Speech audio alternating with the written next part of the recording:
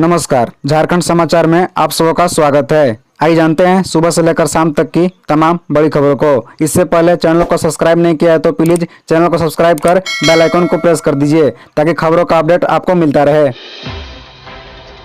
हेमंत सोरेन की विधायकी पर राजभवन की चुप्पी, अब सुप्रीम कोर्ट का दरवाजा खटखटाएंगे सीएम। इस हफ्ते आ सकता है फैसला।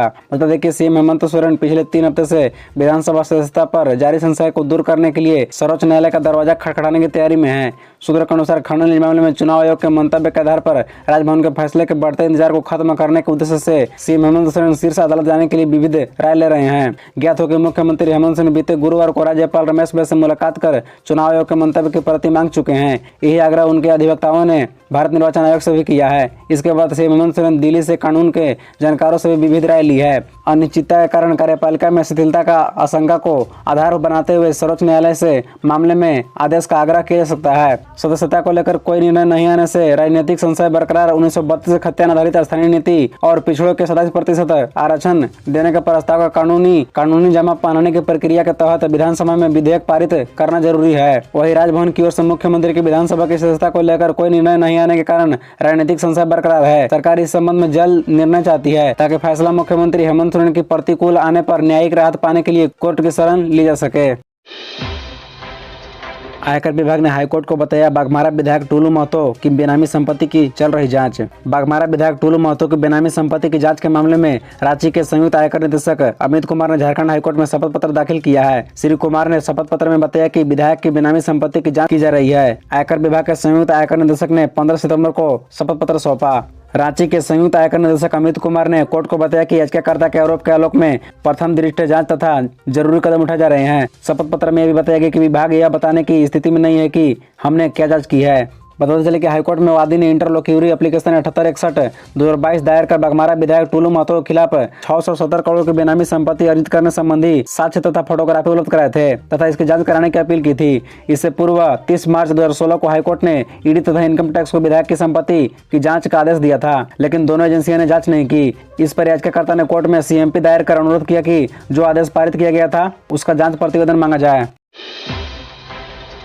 झारखंड में फिर जोर पकड़ेगा मानसून, कई हिस्सों में कल से बारिश के आसार। बता दें कि झारखंड के कई हिस्सों में एक बार फिर मंगलवार से मानसून को जोर पकड़ने के आसार हैं। दक्षिण और बंगाल ओडिशा से सटे इलाकों में कहीं कहीं जोरदार बारिश हो सकती है। 2 दिनों तक बारिश होगी। 22 सितंबर से इसकी रफ्तार धीमी हो जाएगी। मौसम विभाग के अनुसार बंगाल की खाड़ी में इस बार दूसरी बार निम्न दबाव का क्षेत्र बन रहा है। यदि स्थिति अनुकूल रही तो इसके बनने की प्रक्रिया 20 अगस्त तक पूरी होने की संभावना है। मौजूदा परिस्थितियों के अनुसार इसके व्यापक होने की संभावना है।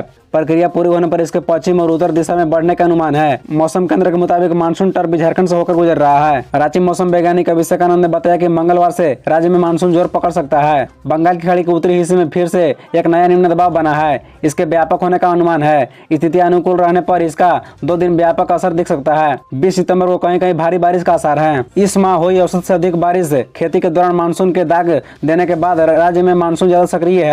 इस कारण अगस्त के बाद सितंबर में भी अच्छी बारिश हो रही है। 1 सितंबर से 18 सितंबर तक राज्य में औसतन 136.4 मिलीमीटर बारिश हुई है।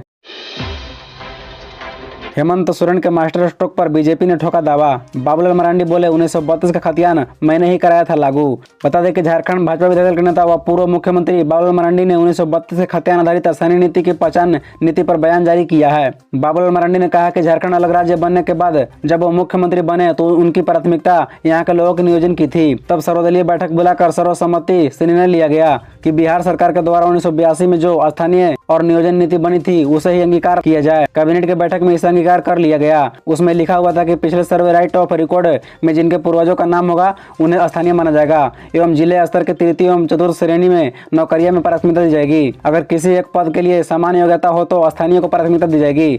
बाबूलाल मरांडी ने कहा कि इस निर्णय के बाद कुछ लोग हाईकोर्ट चले गए। हाईकोर्ट ने इसे नहीं माना और इस मामले को निरस्त कर दिया। इसके बाद से स्थानीय नियोजन नीति बनाने की मांग हो रही थी। बाबूलाल मरांडी ने यह भी कहा कि हेमंत सोरेन ने 14 सितंबर को 1932 आधारित एक प्रस्ताव पारित कर दिया, जबकि खुद पिछले मार्च महीने में उन्होंने सदन में स्वीकार किया था कि अगर 1932 का प्रस्ताव लाते हैं तो कोर्ट इसे निरस्त करेगा और किसी भी हालात में यह नहीं टिकेगा। सरकार ने बिना किसी पूर्व न्यायिक निर्णयों की समीक्षा किए हड़बड़ी में यह प्रस्ताव पारित कर दिया। न ही पुराने अनुभव से कुछ सबक ली और न ही लोगों के हित की अच्छा कैसे हो इस पर चिंता की। बाबूलाल मरांडी ने यह भी आरोप लगाया है कि ऐसा लगता है कि राजनीतिक लाभ की लालसा में सरकार ने हड़बड़ी में यह निर्णय लिया है। सरकार को इतनी हड़बड़ी दिखाने के बजाय इस प्रस्ताव को पूरा अध्ययन करना चाहिए था।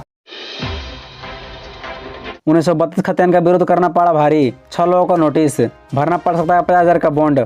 बता दें कि सदर एसडीओ दीपक दुबे ने ध्रुव छत्तीसगढ़ प्रदीप तिवारी, कैलाश यादव, रंजन कुमार, नवनीत कुमार, बीटू मिश्रा और राजकुमार यादव को नोटिस जारी की है। नोटिस में एसडीओ ने सभी से 19 सितंबर को एसडीओ कोर्ट में खुद या अधिवक्ता के माध्यम से उपस्थित होकर यह बताने को कहा कि क्यों न शांति कायम रखने के लिए 50,000 का बॉन्ड पेपर भरने का निर्देश दिया जाए। जानकारी के अनुसार रविवार को स्थानीय लोगों की बैठक धुरुआ स्थित पंचमुखी मंदिर में हुई। इस मौके पर राज्य सरकार के 1932 के खतियान नीति के विरोध को लेकर झारखंड नवनिर्माण मंच का गठन किया गया। इसकी सूचना मिलते ही जिला प्रशासन सतर्क हो गया। मामले में धुरुआ के थाना प्रभारी प्रवीण कुमार ने कहा कि ये लोग लगातार उत्तेजक भाषण दे रहे थे, इससे विधि व्यवस्था की समस्या उत्पन्न हो सकती थी। इसे देखते हुए धारा 107 के तहत कार्रवाई की अनुशंसा एसडीओ से की गई। सदर एसडीओ की नोटिस पर कैलाश यादव ने कहा कि नोटिस सरकार के इशारे पर दी गई है। हमें 1932 के आधार पर स्थानीय नीति मान्य नहीं है। हमारी मांग है कि राज्य का गठन 15 नवंबर 2000 को हुआ था, उसी दिन को कट ऑफ के रूप में रखा जाए। थाना से प्राप्त निरोधात्मक प्रतिवेदन के आधार पर इन लोगों को नोटिस भेजी गई है ताकि शहर में शांति व्यवस्था कायम रखी जा सके।